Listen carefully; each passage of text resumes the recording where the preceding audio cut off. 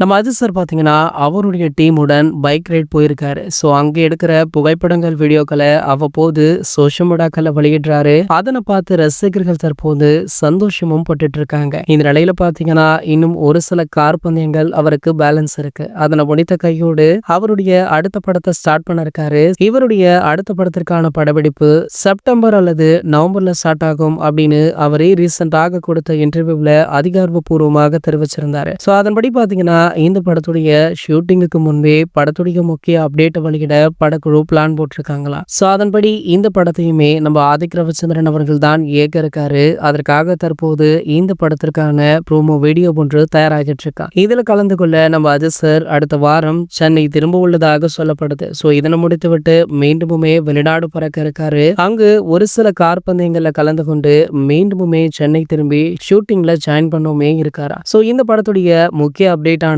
Promo வெளியாக இருக்கு. இந்த ப்ரோமோவுக்காக உங்களை யாரெல்லாம் அவளுடன் காத்துட்டு இருக்கீங்க அப்படின்றத கீழே உள்ள கமெண்ட் செக்ஷன்ல கமெண்ட் பண்ணிட்டு நம்மளுடைய சேனலை மறக்காம சப்ஸ்கிரைப் பண்ணிக்கோங்க.